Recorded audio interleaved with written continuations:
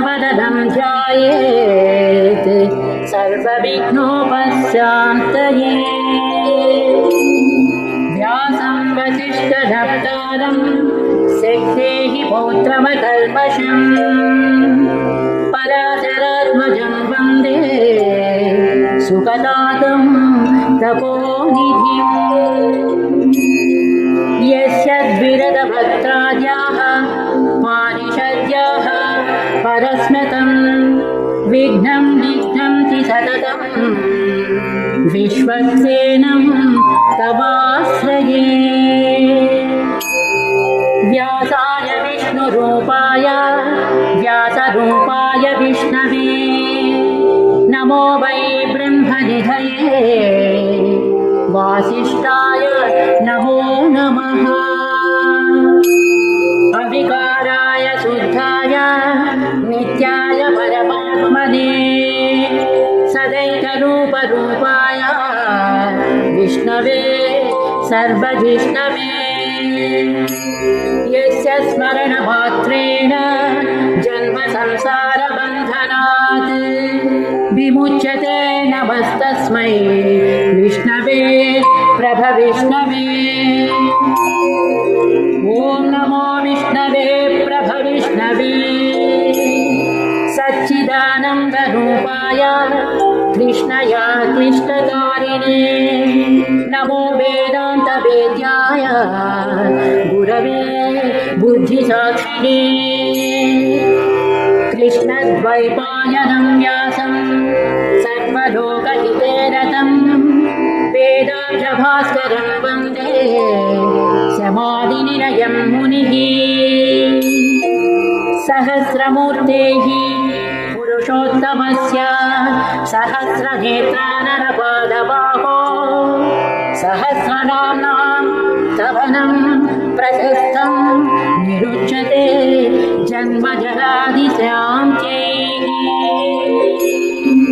श्रीवैशम्पायन उवाच श्रुत्वा धर्मानशेषेण पावनानि च सर्वशः युधिष्ठिरस्यान्तनवं पुनरेवाभ्यभाषत। युधिष्ठिरमुवाच किमेकं दैवतं लोके किं वाप्येकं परायणं स्तुवन्तः कं कवचन्तः प्राप्नुयुर्मानवाः शुभम्। महाधर्मः सर्वधर्माणां भवतः परमो मतः किं जपन् मुच्यते जन्तुर्जन्म संसार बन्धनात्। श्रीभीष्म उवाच जगत्प्रभुं देवदेवम् अनन्तं पुरुषोत्तमं स्तुवन्नाम सहस्रेण पुरुषः शततोऽधिकः तमेव चार्चयन् नित्यं भक्त्या पुरुषमव्ययम् ध्यायन् स्तुवन् नमस्यंश्च यजमानस्तमेव च। अनादिनिधनं विष्णुं सर्वलोकमहेश्वरं लोकाध्यक्षं स्तुवन् नित्यं सर्वदुःखादिगो भवेत्। ब्रह्मण्यं सर्वधर्मज्ञं लोकानां कीर्तिवर्धनं लोकनाथं महद्भूतं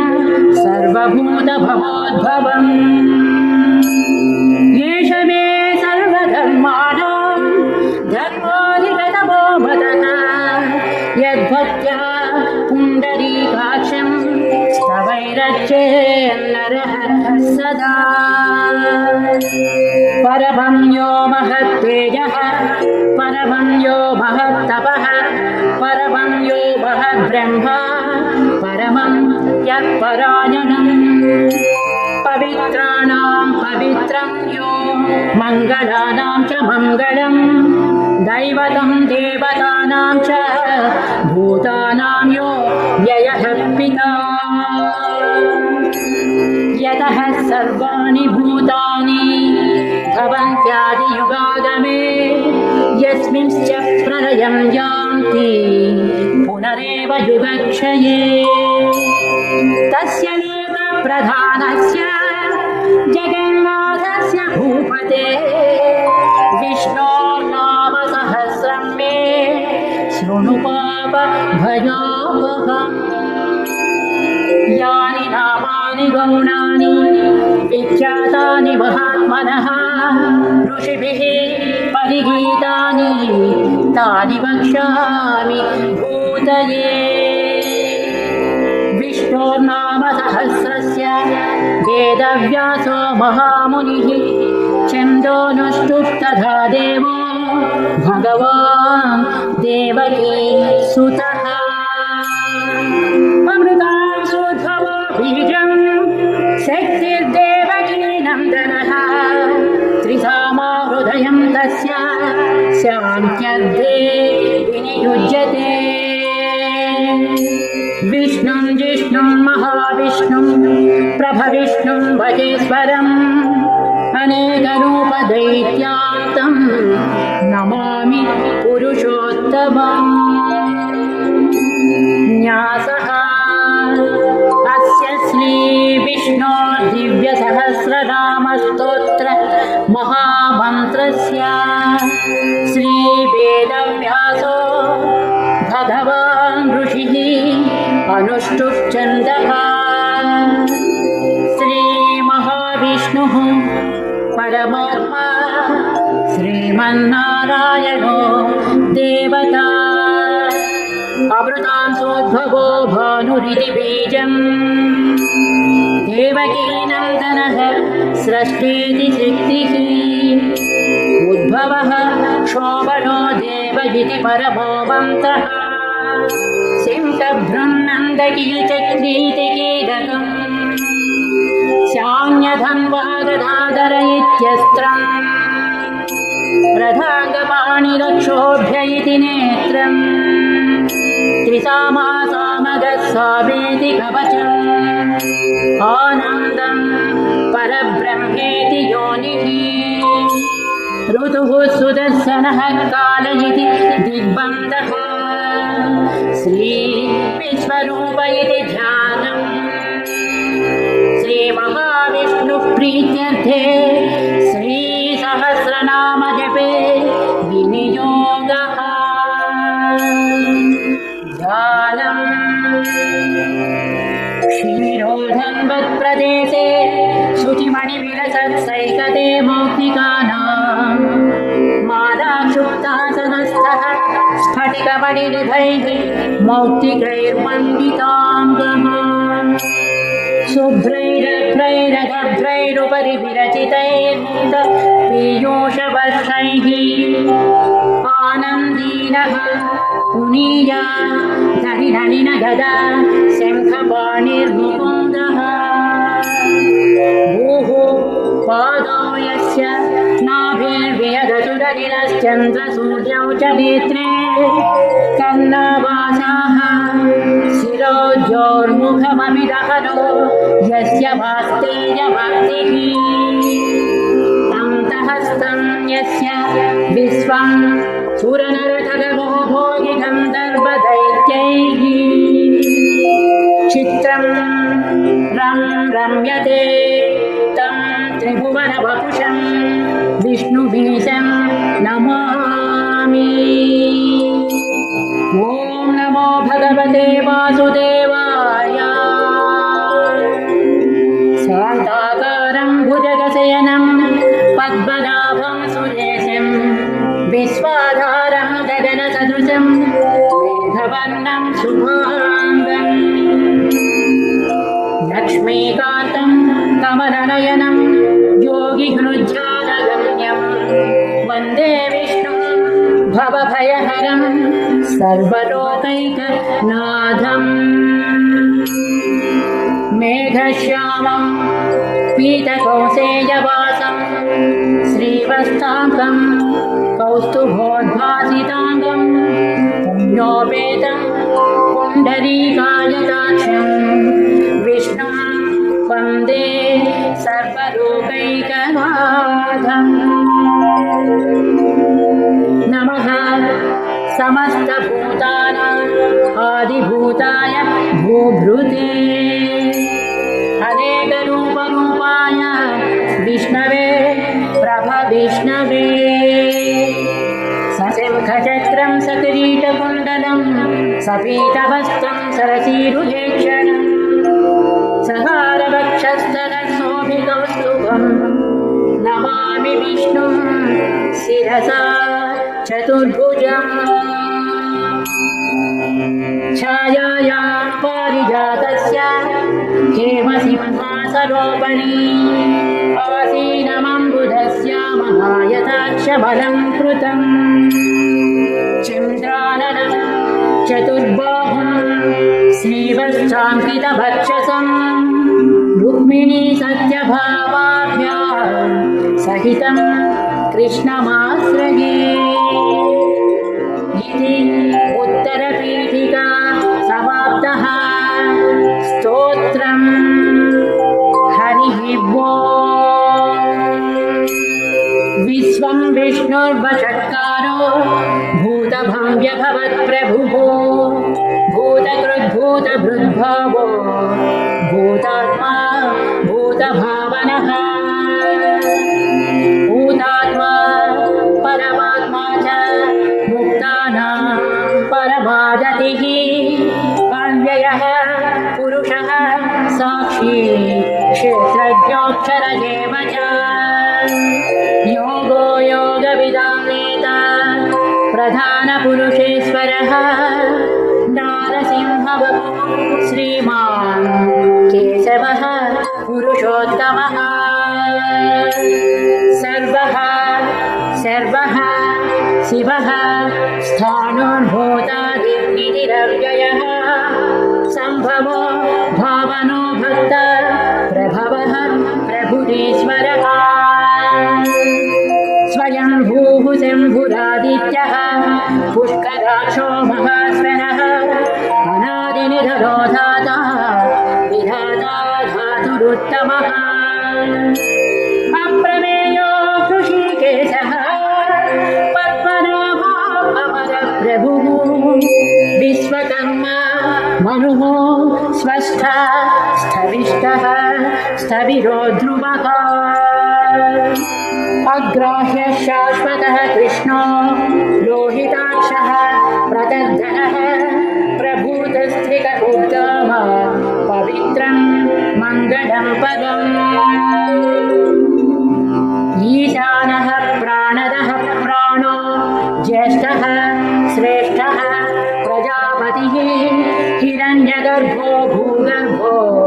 माधवो मधुसूदनः ईश्वरो विक्रमी धन्वी मेधावी विक्रमः क्रमः अनुत्तमो दुरादर्शः कृतज्ञः कृतिरात्मवान् सुरेशः शरणं शर्म विश्वनेताः प्रजाभवः अहः संवत्सरो ज्ञानः प्रत्ययः सर्वदर्शनः अजः सर्वेश्वरः सिद्धः सिद्धिः सर्वादिरच्युतः वृषाकपिरमेयात्मा सर्वयोगविनिस्मृतः वसुर्वसुमनः सत्यः समात्मा संवितः समः अमोघः पुण्डरीकाक्षो वृषकर्मा वृषाकृतिः रुद्रो बहुशिरा बभ्रुर्विश्वयोनिः शुचिस्रवाः अमृतः शाश्वतः स्थाणुः वरारोः महातपाः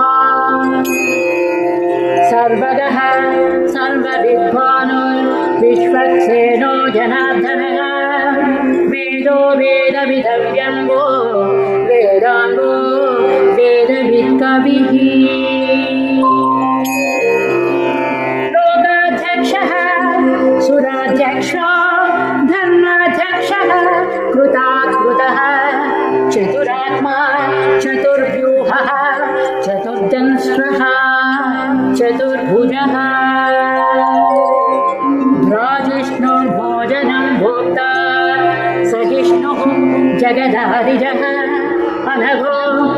योजेत विश्वयोनिः पुनर्वसुः भूपेन्द्रो वामनः प्रांशु अभोगः शुचिरोचितः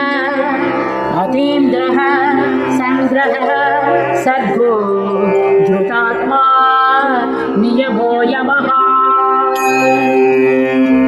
वेद्यो वैद्यः सदा योगी वीरः माधवो मधुः अतीन्द्रियो महामायो महोत्साहो महाबलः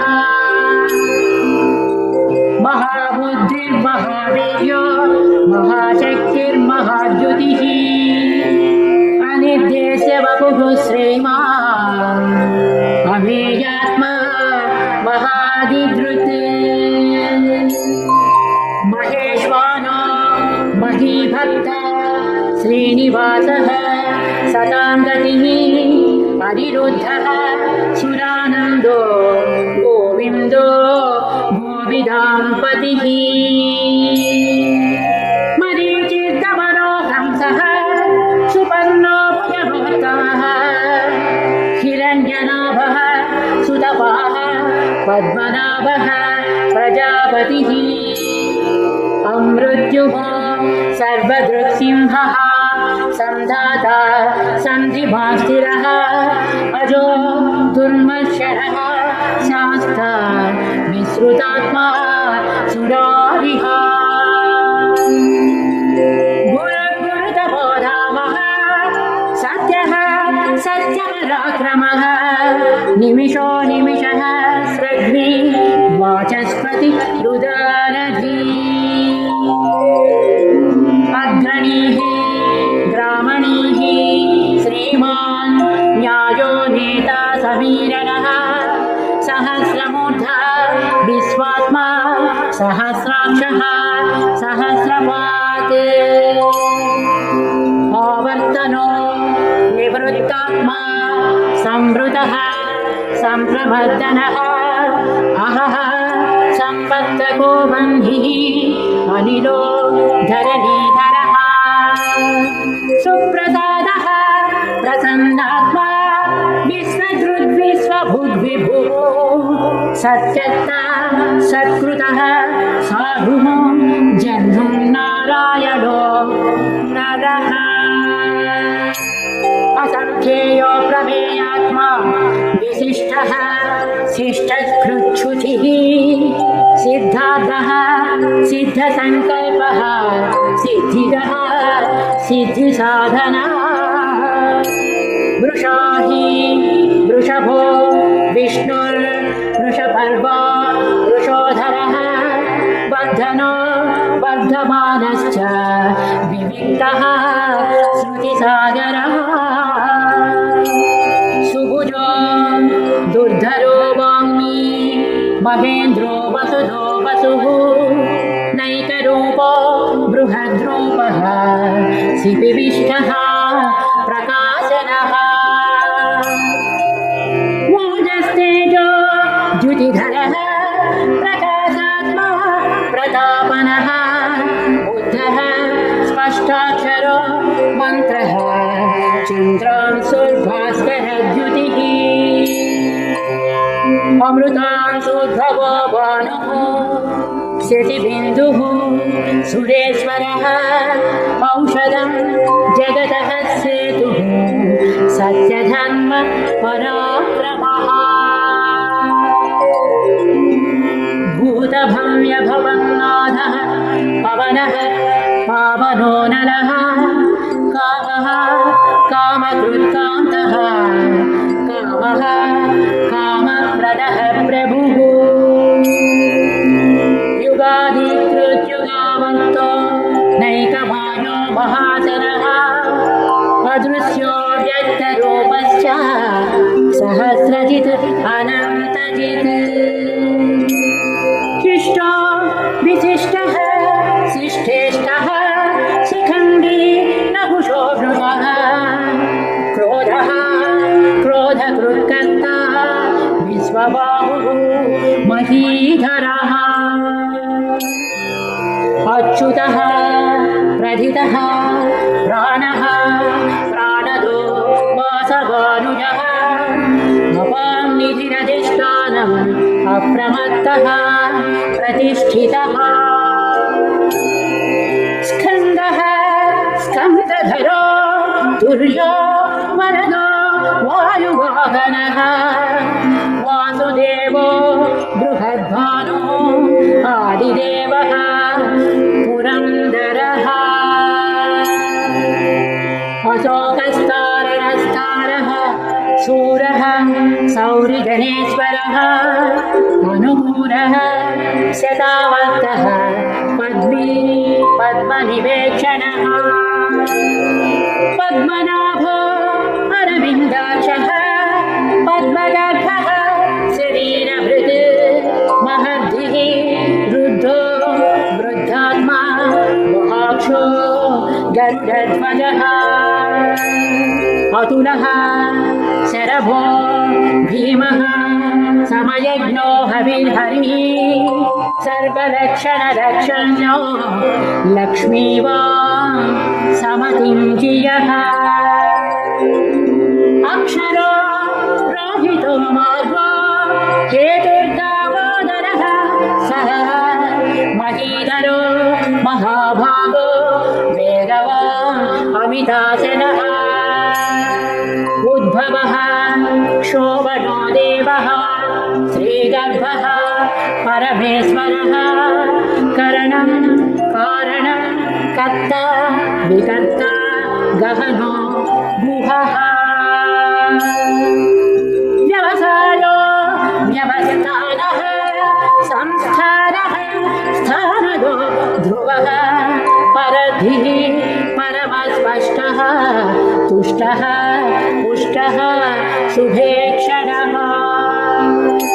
रामो विरामो विरजो मार्गो नेयो नयो नयः वीरः शक्तिमतां श्रेष्ठो धर्मो धर्मविदुत्तमः वैकुण्ठः पुरुषः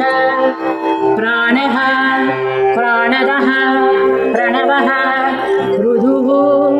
हिरण्यगर्भः शत्रुभ्यो व्याप्तो वायुरधोक्षजः ऋतुः सुदर्शनः कालः परमेष्टि परिग्रहः उग्रः संवत्सरो दक्षो विश्रामो विश्वदक्षिणः विस्तारः स्थावरः स्थाणुः प्रमाणं बीजमव्ययम् अर्धोऽनर्धो महाकोशो महाभोगो महाधनः अनिर्विण्णः स्थविष्टो भूः धर्मयोपो महामतः नक्षत्रदेवी नक्षत्री क्षमः क्षामः समीहनः यज्ञयुजो महेज्यस्य क्रतुः सत्रं सतां गतिः सर्वदस्ति विमुक्तात्मा सर्वज्ञो ज्ञानमुत्तमम् सुव्रतः सुमुखः सूक्ष्मः सुभाषः सुगतः सुहृत् मनोहरो जितक्रोधो वीरबाहुर्विदारणः स्वापनः स्ववसो व्यापी नैकात्मा नैककर्मकृत् पश्चरो वश्ची रत्नगर्भो धनेश्वरः धर्मकृद्धर्मी सदसक्षरमक्षरम् अभिज्ञाता सहस्रांशुः विधाता कृतलक्षणः गभस्त्रिनेमिः सत्त्वस्थः सिंहो भूतमहेश्वरः आदिदेवो महादेवो देवेशो देवभृद्गुरुः उत्तरो गोपतिर्गोप्ता ज्ञानगम्यः पुरातनः शरीरभूतभृद्भोक्ता कपीन्द्रो भूरिदक्षिणः सोमवामृतमः सोमः पुरुषोत्तमः विनयो जयः सत्यसन्धो दासाढः सात्वतां पतिः जीवो विनयिता साक्षी मुकुन्दोमित विक्रमः अम्बो निधिः अनन्तात्मा महोदधिशयोऽन्तकः अजो महानः स्वाभाव्यो जितामित्रः प्रमोदनः आनन्दो नन्दनो नन्दः सत्यधर्मः त्रिविक्रमः महर्षिः कपिलाचार्यः कृतज्ञो मेदिनीपतिः त्रिपथस्त्रिदशाध्यक्षो महाशृङ्गः कृतान्तकृत् महावराहो गोविन्दः सुषेणः कनकाङ्गदी गुह्यो गभीरो गहनो गुप्तश्चक्रगदाधरः वेदाहस्वाङ्गोदितः कृष्णो दृढः सङ्कर्षणोच्युतः वरुणो वारुणो वृक्षः पुष्कराक्षो महामनाः भगवान् भगहानन्दी वनवाली हरायुधः आदित्यो ज्योतिरादित्यः सहिष्णुः गतिसत्तमः सुधर्मा खण्डपरशुः दारुणो द्रविणप्रदः दिवक्स्पृक्सर्वदृग्व्यासो वाचस्पतिरयोनिजः त्रिसावासोमगः साम निर्वाणं भेषजं विशते सन्न्यासकृच्छमः शान्तो निष्ठा शान्तिः परायणम् शुभाङ्गः शान्तिदः स्रष्टा कुमुदः कुवलेशयः गोहितो गोपतिर्गोप्ता वृषभाक्षो वृषप्रियः अनिवर्ती निवृत्तात्मा संक्षेप्ता क्षेमकृच्छिवः श्रीवत्सवक्षाः श्रीवासः श्रीपतिः श्रीमताम्बरः श्रीधः श्रीशः श्रीनिवासः श्रीनिधिः श्रीविभावनः श्रीधरः श्रीकरः श्रेयः श्रीमान् लोकत्रयाश्रयः स्वक्षः स्वङ्गः शतानन्दो नन्दिज्योतिर्धनेश्वरः विजितात्मा विधेयात्मा सत्कीर्तिर्छिन्न संशयः उदीर्णः सर्वतच्चक्षुः अनीतः शाश्वतस्थिरः भूषयो भूषणो भूति विशोकः शोकनाशनः अर्चिष्मानर्चितः कुम्भो विशुद्धात्मा विशोधनः अनिरुद्धो प्रतिरथः प्रद्युम्नोमित विक्रमः कालनेमिनिः वीरः शौरिः सूरजनेश्वरः त्रिलोकात्मा त्रिलोकेशः केशवः केशिः हरिः कामदेवः कामबालः कामी कान्तः कृतागमः अनिर्देश्य वपुः विष्णुः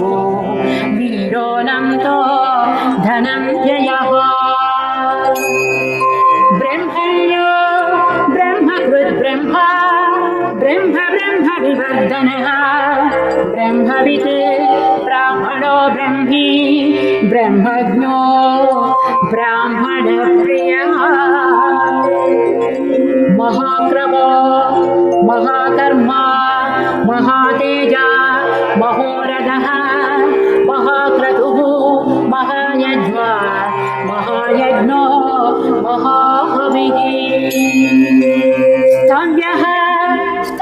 प्रियः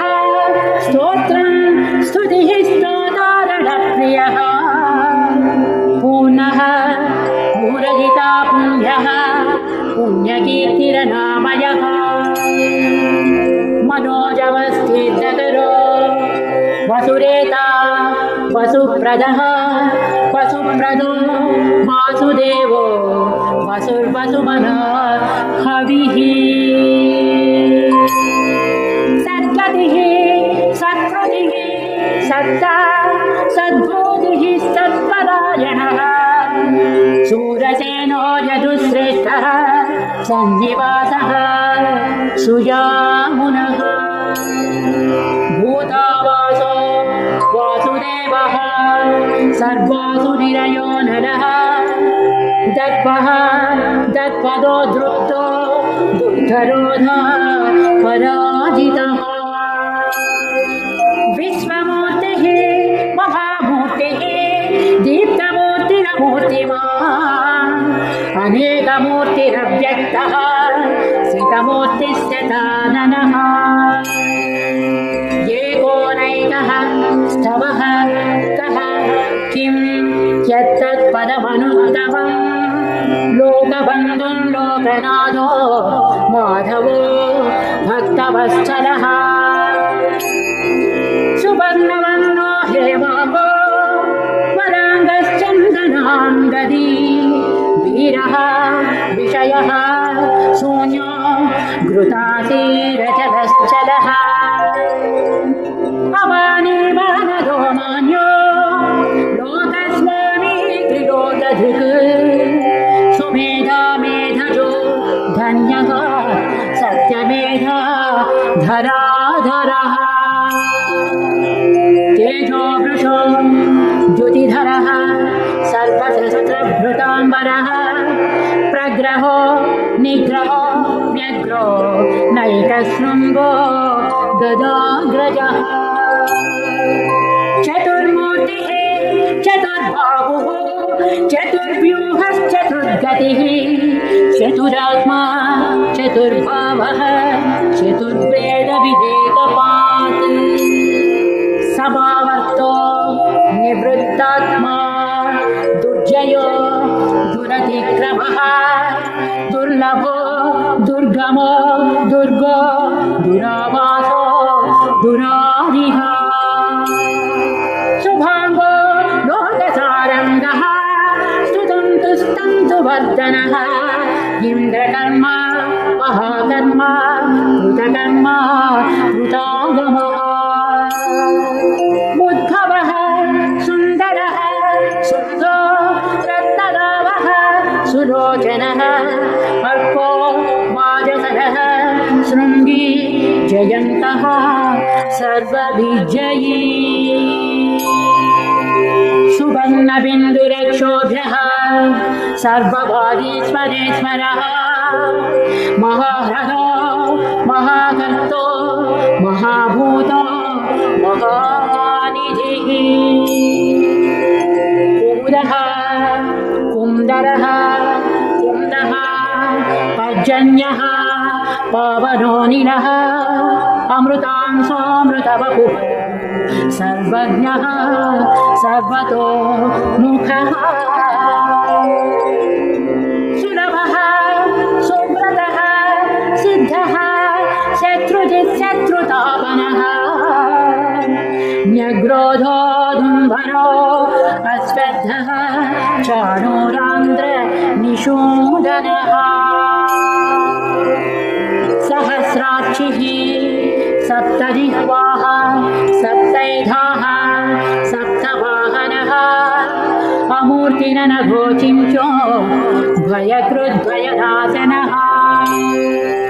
अणुर्बृहत्कृशः स्थूलो गुणभृन्निर्गुणो महान् अद्भुतः स्वद्भुतः स्वास्यः प्राग्वंशो वंशवर्धनः भारभृत्कथितो योगी योगीशः सर्वकामदः आश्रमः श्रमणः क्षामः सुवर्णो वायुवाहनः धनुर्धरो धनुर्वेदो दण्डो दमयिता दमः अपराजितः सर्वसहो नियन्ता नियमो यमः सत्यवान् सात्विकः सत्यः सत्यधर्मपरायणः अभिप्रायः प्रियाघोषः प्रियकृत् प्रीतिवर्धनः विहाय जगतिर्ज्योतिः सुरुचिर्हुतभुग्विभुः रविर्विलोचनः सूर्यः सविता रविलोचनः अनन्तो हुतभुग्भोक्ता सुखदो नैकदोऽग्रजः अनिर्भिन्नः सदा वर्षी लोकाधिष्ठानमद्भुतः सनत्सनातनतमः कपिलः कपिलव्ययः स्वस्तिदः स्वस्तिकृत् स्वस्ति स्वस्तिभुक् स्वस्ति दक्षिणः अनौद्रः कुण्डलीचक्रे विक्रमोचितशासनः शब्दादिकः शब्दसः शिशिरः शर्वरीकरः अक्रूरः पेशलो दक्षो दक्षिणः शमिडाम्बरः विद्वद्दमो वीतभयः पुण्यश्रवणकीर्तनः उत्तारणो दुष्कृतिः पुण्यो दुःस्वप्ननाशरः वीरः रक्षणः सन्तो जीवनः पर्यवस्थितः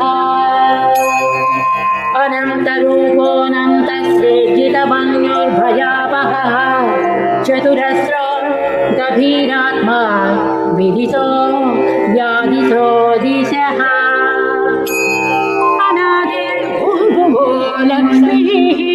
सुवीरो रुचिराङ्गदः जनरो जनजन्मादिर् भीमो भीमपराक्रमः आधारनिलयो धाता पुष्पहासः प्रजागरः ऊर्ध्वगः सत्पथाचारः प्राणदः प्रणवः फणः प्रमाणं प्राणनिलयः प्राणभृत् प्राणजीवनः तत्त्वं तत्त्वविदेकात्मा जन्म मृत्युजरातिरः भूर्भुवः स्वस्तरुस्तारः सविता प्रपितामहः यज्ञो यज्ञपतिर्यज्वा यज्ञाङ्गो यज्ञवाहनः यज्ञभृत् यज्ञकृत् यज्ञी यज्ञभुत् यज्ञसाधनः यज्ञान्तकृत् यज्ञगुह्य पन्नमन्नाद एव च आत्मयोनिः स्वयं जातो वैखानः सामगायनः देवकीनन्दनः स्रष्टा क्षितीशः पापनाशनः शङ्खभृङ्गन्दकी चक्री शाङ्गधन्वा गदाधरः रथाङ्गपाणिरक्ष्योभ्यः सर्वप्रहरणायुधः श्री सर्वप्रहरणायुध ॐ नमः इति वनमाली गदी सारङ्गी चिंखी चक्री च नन्दकी श्रीमान् नारायणो विष्णुः वासुदेवोऽभिरक्षतु श्रीवासुदेवोऽभिरक्षतो नमः इति फलश्रुतिः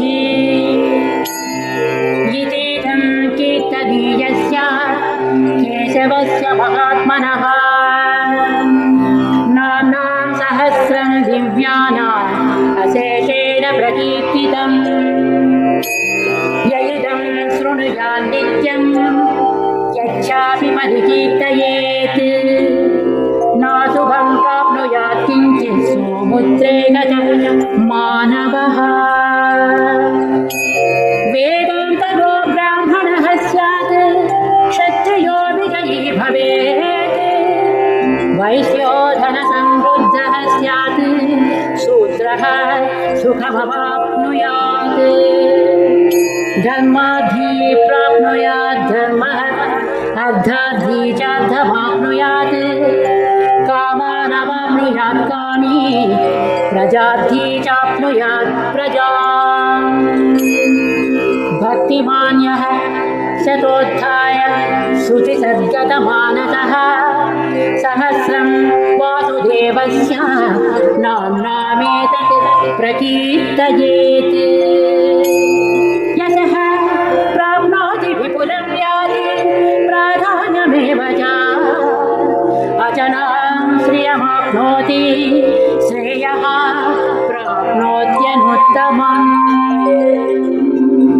न भयं क्वचिदाप्नोति वीर्यं तेजश्च विन्दति भवत्यरोगो धुतिमान् वनरूपगुणान्वितः रोगात्तो मुच्यते रोगात् बद्धो मुच्येत बन्धनात् भयान्मुच्येत भीतस्तु मुच्येतापन्नभापदः दुर्गान्यतितरत्यासु पुरुषः पुरुषोत्तमः स्तुवन्नामसहस्रेण नित्यं भक्तिसमन्वितः वासुदेवाश्रयो भद्रो वासुदेवपरायणः सर्वपापविशुद्धात्मा याति ब्रह्म सनातनम् न वासुदेवभक्तानाम् अशुभं विद्यते क्वचित् जन्म मृत्युजरा व्याधिभयं नैवोपजायते इमं स्तवमधियानः श्रद्धा भक्तिसमन्वितः युज्येतात्मसुखशान्ति श्रीधृतिस्मृतिकीर्तिभिः न क्रोधो न च माश्चर्यं न लोभो न शुभापतिः भवन्ति कृतपुण्यानां भक्तानां पुरुषोत्तमे द्यौः सच्चन्द्रार्कनक्षत्रा खं दिशो भूर्महोदधिः वासुदेवस्य वीर्येण विधृतानि महात्मनः ससुरासुरगन्धर्वं जगद्वसे वर्तते कृष्णस्य सचराचरम् इन्द्रियाणि मनोबुद्धिः सत्त्वं तेजो बलं धृतिः वासुदेवात्मकान्याहुः क्षेत्रं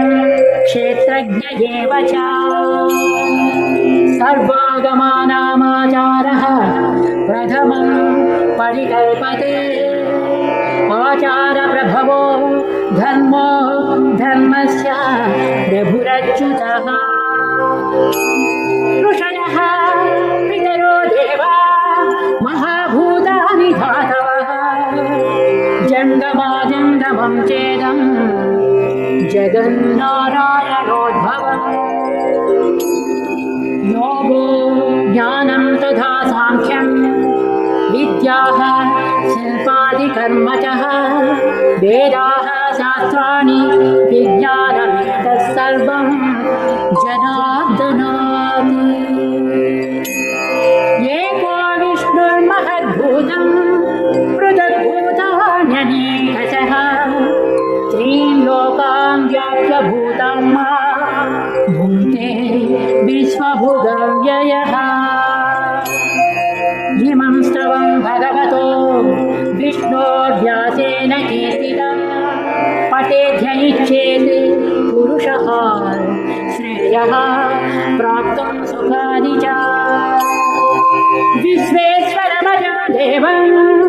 जगतः प्रभुमव्ययम् भजन्ति ये पुष्कराक्षं न ते यान्ति पराभवम्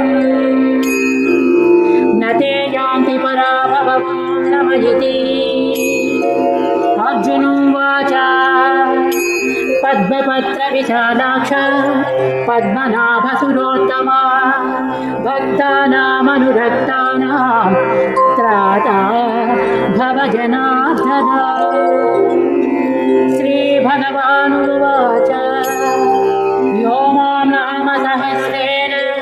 स्तोतुमिच्छति पाण्डव सोऽहमेकेन श्लोकेन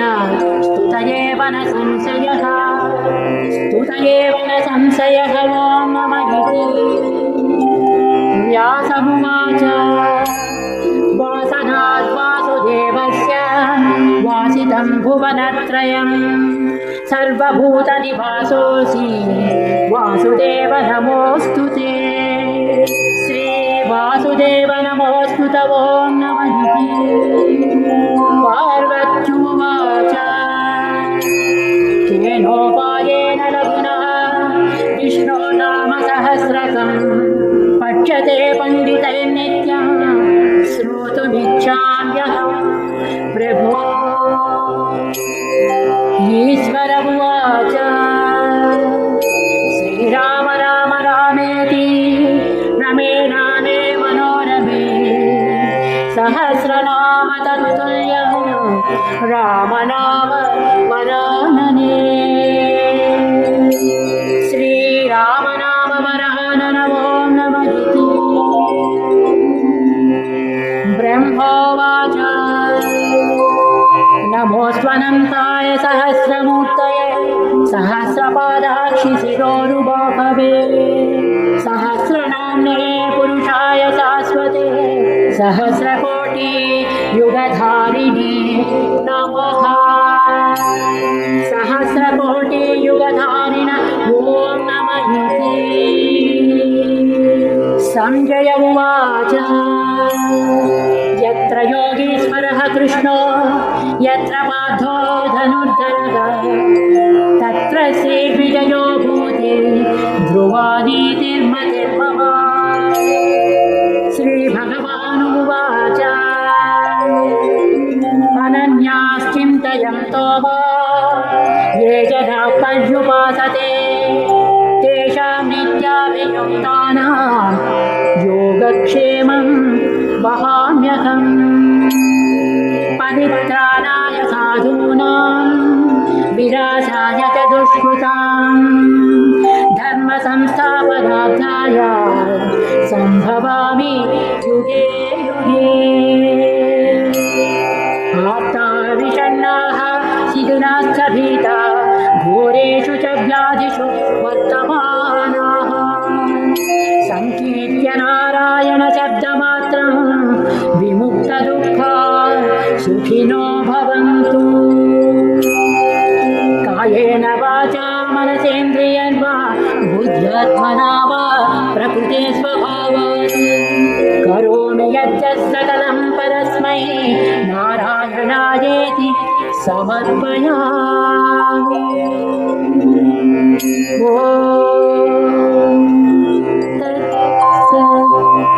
इति श्रीमहाभारते